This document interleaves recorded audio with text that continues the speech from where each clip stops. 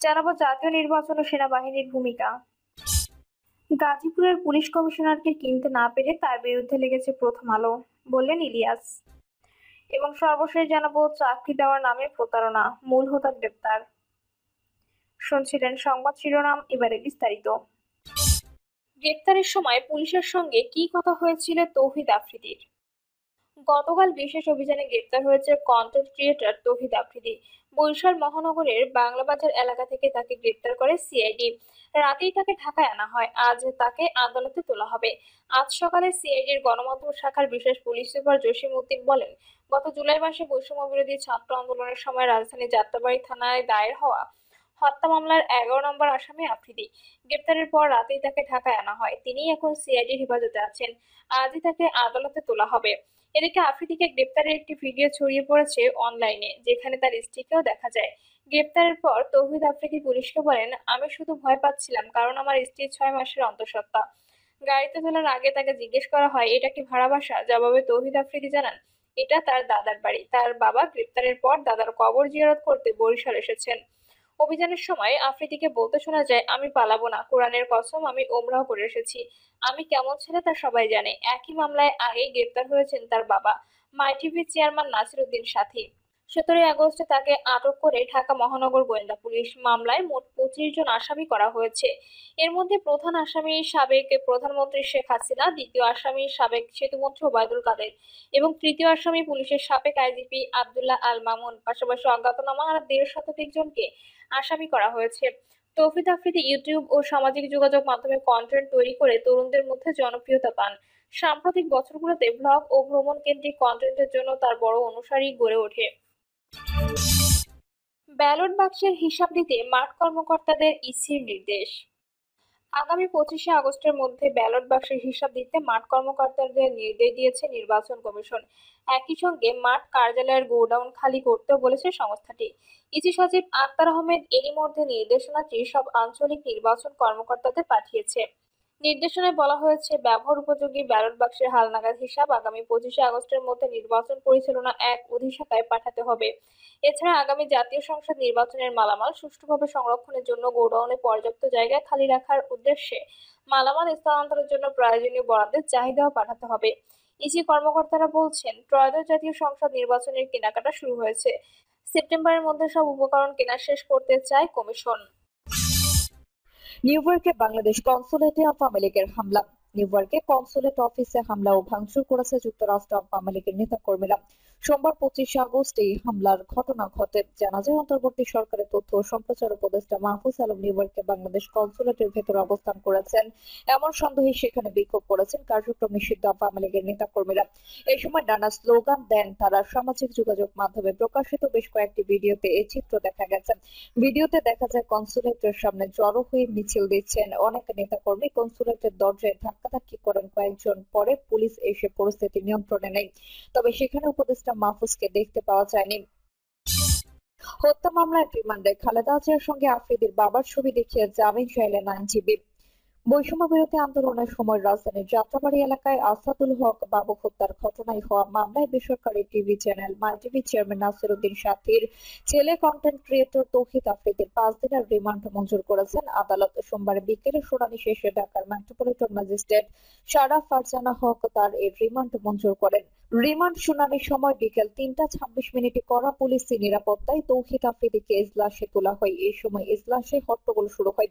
জনাকীর্ণ এজলাসে ব্যাপক হট্টগোলের মধ্যেই মামলার তদন্ত কর্মকর্তা সিআইডি পুলিশ পরিদর্শক খান মোহাম্মদ ইরফান জিজ্ঞাসাবাদের জন্য তাকে 7 দিনের রিমান্ডে নেওয়ার আবেদন করেন। আসামি পক্ষে অ্যাডভোকেট খায়রুল ইসলাম আফ্রিদির রিমান্ড নামঞ্জুর ও জামিন চেয়ে শুনানি করেন। তিনি আদালতকে জানান, মামলার ঘটনার সঙ্গে আসামির কোনো সংশ্লিষ্টতা নেই। বাদীর অভিযোগ, আওয়ামী লীগের নেতাকর্মী, আইন শৃঙ্খলা বাহিনী ও পুলিশের নির্বিচার গুলিতে ভিকটিম নিহত হন। এখানে আসামির কোনো ভূমিকা নেই। গত বছরের 11 নভেম্বর এই মামলার বাদী এফিডেভিট দিয়ে বলেছেন তথ্যগত ভুলের কারণে তার নাম যোগ হয়েছে। তাকে এই মামলায় খালাস দিলে বাদীর কোনো বাধা নেই। এ কারণে তাকে রিমান্ডে নেওয়ার যৌক্তিকতা নেই। শুনানিতে এই আইনজীবী আরো বলেন, আফ্রিদি কিডনি জটিলতায় ভুগছেন। তার চিকিৎসা চলমান। অতিরিক্ত হাঁটাচলা করলে তার প্রস্রাবে ব্লাড আসে। এছাড়া তার ওয়াইফ প্রেগনেন্ট। মানবিক বিবেচনায় তার জামিন মঞ্জুর করা হোক। রাষ্ট্রপক্ষের আইনজীবী ইব্রাহিম খলিল ঢাকা মহানগর আদালতের অতিরিক্ত পাবলিক প্রসিকিউটর শামসুদ্দোহা সুমন, ঢাকা বারের সিনিয়র সহ সম্পাদক বা সাধারণ সম্পাদক জহিরুল হাসান মুকুল রিমান্ডের পক্ষে শুনানি করেন। শুনানিতে তারা বলেন, এই আসামি মামলায় এজাহারভুক্ত। তাকে মিডিয়া সন্ত্রাসী দাবি করে বলেন, এই আসামি লাইভে এসে আওয়ামী লীগ, যুবলীগ, ছাত্রলীগ আন্দোলনকারীদের উপর নারকীয় হত্যাযজ্ঞ চালাতে উৎসাহিত করেন।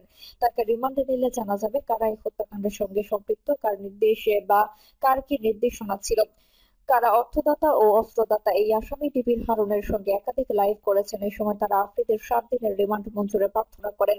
কাঠগড়ায় লোহার রেলিং এ হাত দিয়ে মনোযোগ দিয়ে শুনানি শুনেন আফ্রিদি। পরে আসামি পক্ষের আইনজীবী আদালতকে জানান, আন্দোলনের পক্ষে ছিলেন আফ্রিদি। আন্দোলনের সময় ছাত্রদের পক্ষে তার একাধিক পোস্ট আছেন। এই সময় এজলাসে ফের হট্টগোল শুরু হয়। আসামি পক্ষের আইনজীবী তখন খালেদা জিয়ার সঙ্গে আফ্রিদির বাবা নাসির উদ্দিন সাথের ছবি আদালতকে দেখান। ছবি দেখিয়ে তিনি বলেন, আসামির আলাদা রাজনৈতিক কোনো পরিচয় নেই। তার বাবা ব্যবসায়ী।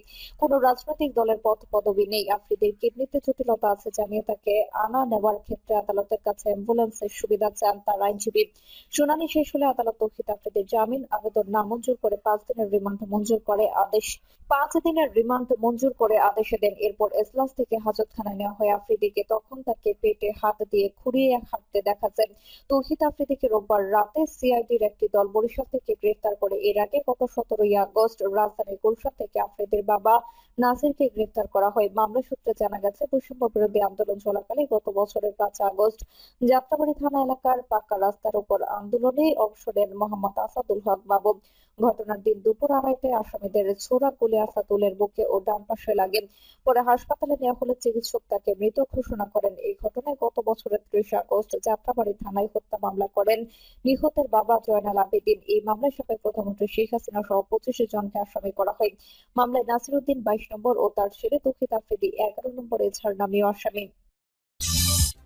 দেশে নির্বাচনের জন্য প্রস্তুত বললেন প্রধান উপদেষ্টা।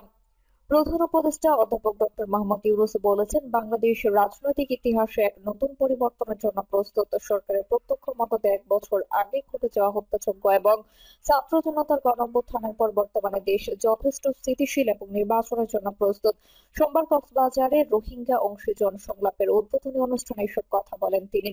প্রধান উপদেষ্টা জানান, 2026 সালের ফেব্রুয়ারি প্রথমার্ধে নির্বাচন ঘোষণা করা হয়েছে এবং এই নির্বাচনের মাধ্যমে অন্তর্বর্তীকালীন সরকার একটি নির্বাচিত সরকারের হাতে ক্ষমতা হস্তান্তর করবে। তিনি বলেন, আমরা এখন আমাদের রাজনৈতিক ইতিহাসের এক গুরুত্বপূর্ণ মুহূর্তে আছি।